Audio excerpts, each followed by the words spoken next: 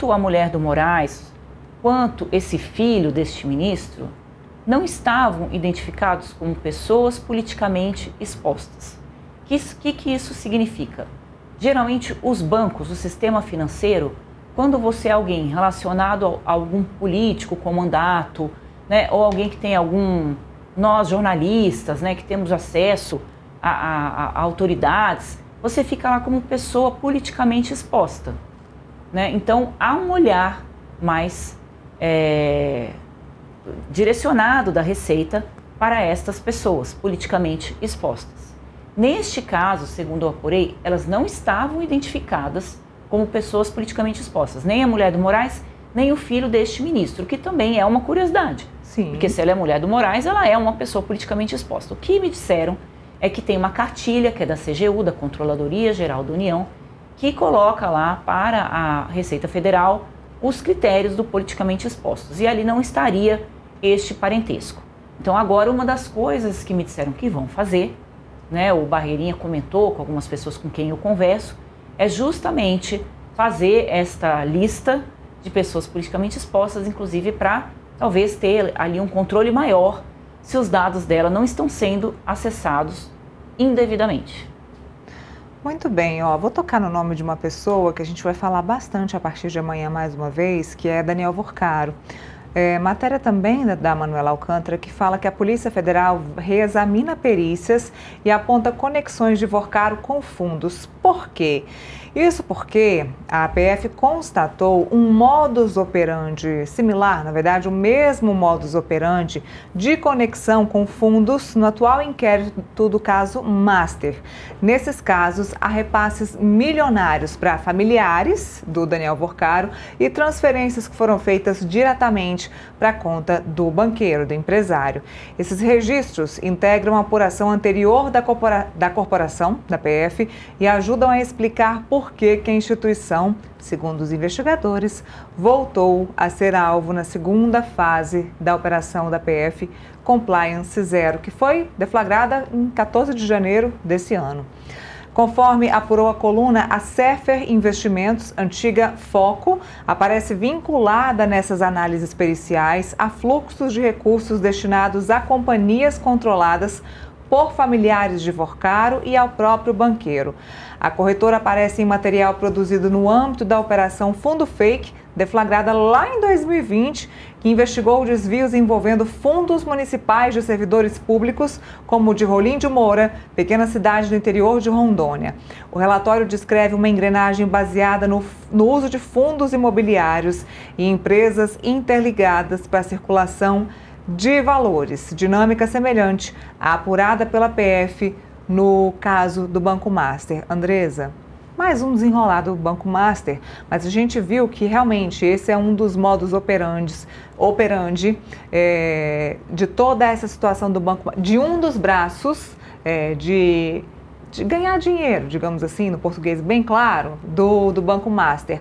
Porque a gente já veio falando, esse aqui é de fundo imobiliário, mas falamos de fundos de previdência também de alguns estados, como do Rio de Janeiro e também do Amapá. Amapá-Prev, que teve o presidente do Amapá-Prev derrubado, pediu demissão, mas a gente acredita que ele pediu demissão depois de uma ligação que ele teve aqui de Brasília. Ele foi indicado para estar nesse cargo por ninguém mais, ninguém menos que Davi Alcolumbre. Depois disso, depois que se descobriu que o Amapá-Prev está envolvido, os fundos do Amapá-Prev, os fundos de previdência estão envolvidos com o Banco Master, ele acabou renunciando ao cargo, deixou o cargo para a investigação do fundo do Amapá-Prev. Mesma coisa no Rio de Janeiro. O Rio de Janeiro também está envolvido com o Rio Previdência, está envolvido com o Banco Master, e aqui nesse caso de fundos imobiliários não é diferente. Então a gente vê o mesmo modus operandi, o mesmo modo de atuação aí desse caso do Banco Master, e aqui a Manuela explica que o dinheiro estava sempre no entorno da família do Daniel Vorcaro, cunhado dele, né, que estava sempre presente aí nos negócios dele, o Zettel. Então agora a PF está investigando esse caso por uma Operação Fundo Fake deflagrada lá em 2020. Então coisa lá de trás que está sendo retomada agora no caso Banco Master, Andresa. Era uma grande lavanderia, né, Neila? É isso que está se mostrando. Agora, para ter a lavanderia, tem que ter quem tinha dinheiro para lavar ali no Banco Master, em todo esse emaranhado de operações que era oferecido ali, né, por esse ecossistema montado por esse grupo. A gente não pode esquecer que não existe o corrupto sem o corruptor. Então, tem muita gente envolvida nesse caso e vamos ver se uma hora vai sair o nome dos ratos, né, que ainda estão escondidos e que fizeram com que esse volume de dinheiro, né, só aqui de Brasília se fala em 12 bilhões de reais. Eu já tenho ouvido uma coisa aqui em Brasília muito curiosa, viu, Neila? Esses dias eu falei com uma pessoa, ontem mesmo, falei com um ministro de Estado. Olha, a gente fez uma matéria, estava relatando, né, a matéria do Dias Toffoli, que ele comprou vários bens aqui em Brasília, um deles no ano passado, uma casa de 2,5 milhões de reais para sua filha, à vista. E o que eu ouvi do outro lado da linha foi assim, mas 2,5 milhões não é muita coisa. Então é isso que a gente tem cada vez mais ouvido aqui em Brasília. Parece que o dinheiro perdeu totalmente, né, o valor das coisas, assim, né? No 2,5 milhões é muita coisa, né? Muitos de nós vamos viver a vida toda e não teremos esse dinheiro, quanto mais para comprar um apartamento à vista. Então, é isso que virou um pouco do Brasil. E aí você tem que ter um esquema operacional para que esse dinheiro possa se transitar de um lado para o outro, né? E o que o Daniel Alvorcaro ofereceu, pelo visto, pelo que está se mostrando, foi esta facilidade desse dinheiro transitar.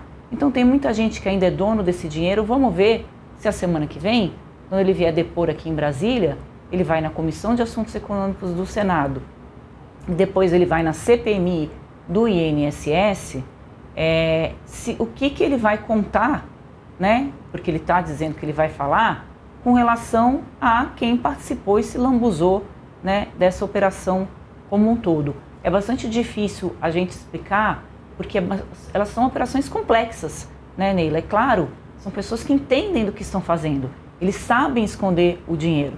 Então, tem muita coisa que esses fundos também, os donos desses fundos, eles estão ali escondidos. A gente não sabe a quem eles pertencem. E poderia ter regras, inclusive, do Banco Central, para poder tornar isso público, ou estar à disposição das autoridades em algum momento. O Banco Central começou a discutir isso, depois se encalacrou todo também na questão do Master, porque não explicou até hoje por que demorou tanto para conseguir identificar que estava tendo problema ali no Master, por que deixou para fazer a operação e a liquidação no dia em que o banco estava sendo vendido, né? Então que aparentemente a questão do rombo ali para os seus clientes estava sendo solucionada. Não tem muita coisa a se explicar. Esses envolvimentos aí de ministros do Supremo com toda essa cadeia aí de operações do Banco Master. Então, agora a Manu trouxe aí mais um elemento, né, como você falou, dos fundos imobiliários. Mas é muita coisa, são bilhões e bilhões de reais que certamente não eram apenas do seu Daniel Alvorcaro. Tem muita gente aí que não veio à tona ainda e vamos ver se acontece o que sempre aconteceu no Brasil, né, Neila? Quando chegar em quem realmente tinha ali a bufunfa, tudo para, né? As coisas começam a se desintegrar e daqui a pouco tudo é anulado e começa-se um outro esquema para a gente estar comentando aqui daqui no próximo carnaval, né, Neila? O novo enredo para o próximo carnaval. Exatamente.